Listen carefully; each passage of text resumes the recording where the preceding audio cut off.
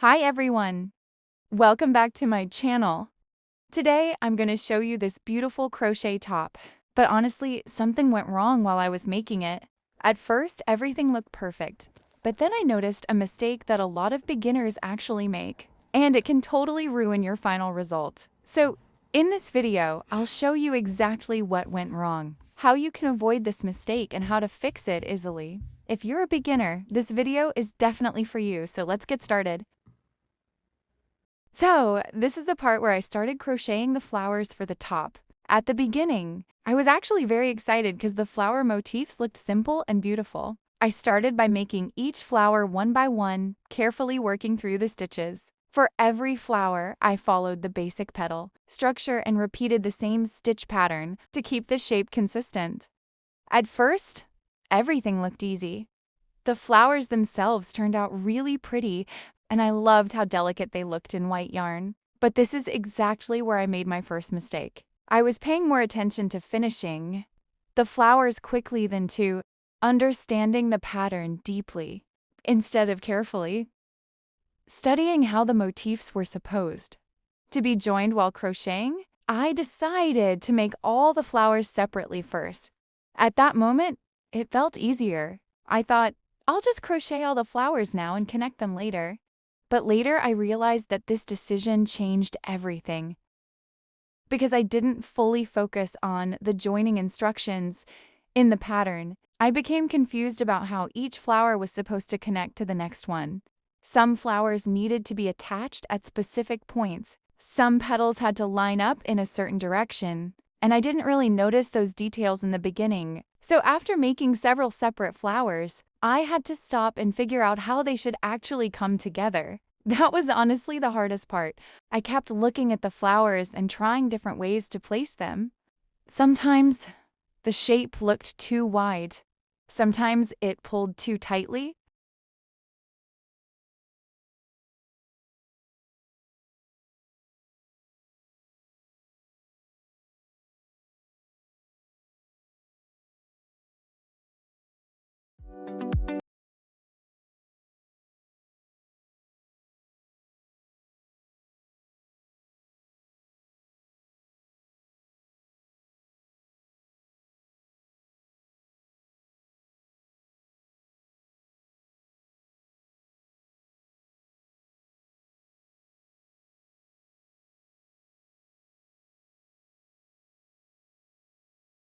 It reminded me that crochet is not only about the final result, it's also about learning how structure works. Now I know that next time I should pay close attention not only to the stitch count, but also to how the motifs connect as I go. That would save so much time and make the shape cleaner. And sometimes, the flowers just didn't sit naturally next to each other. So if you're making a floral motif top like this, my biggest advice is don't rush the flower making stage. Take time to understand where each flower will go before making too many separate pieces. This taught me something really important. It makes the whole project much easier. Even with my mistakes, I still love how beautiful the flowers turned out. And honestly, this step taught me the most about patience and planning.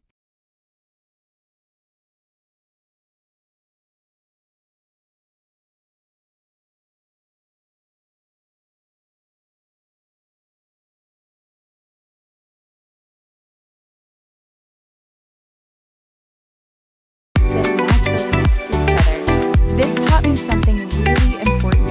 With floral crochet tops, the joining method matters just as much as the flower itself.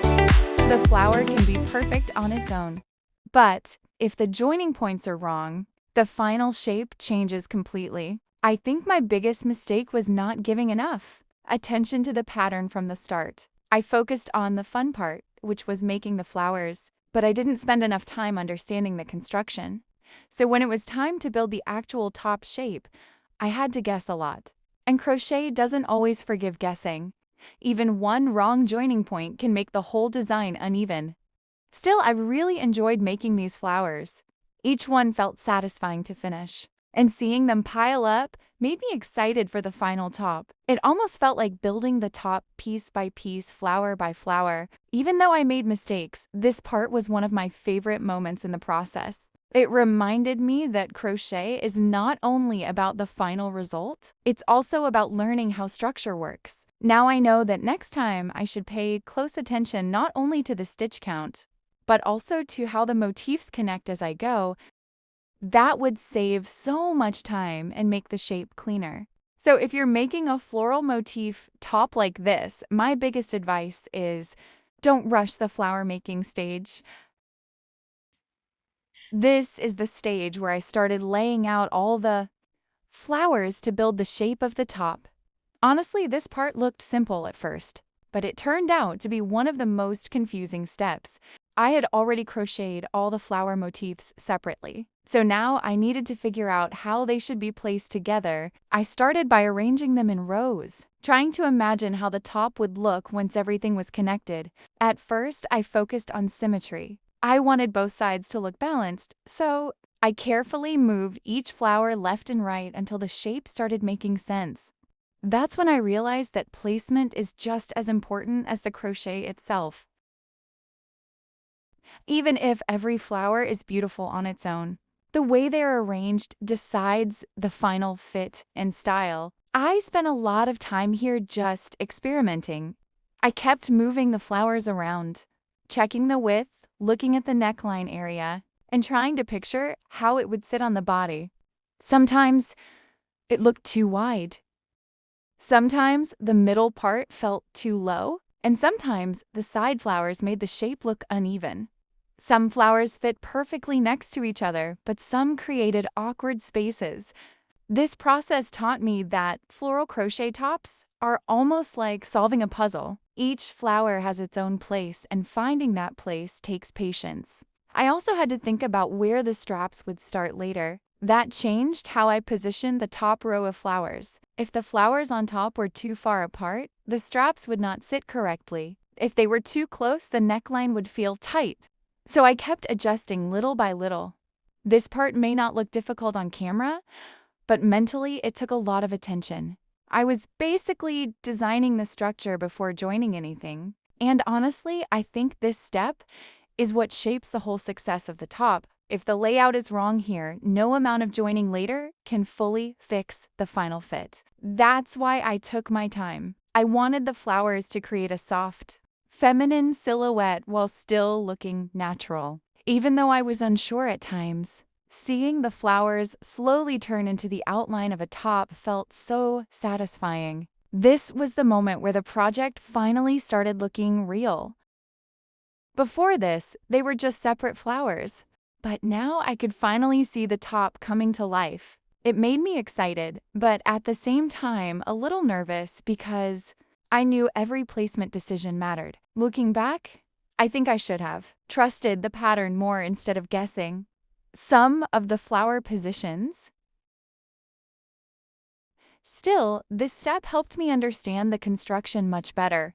I learned how important spacing, balance, and shape planning are in motif crochet, and honestly, watching all these flowers come together like this was one of the most beautiful parts of the whole process.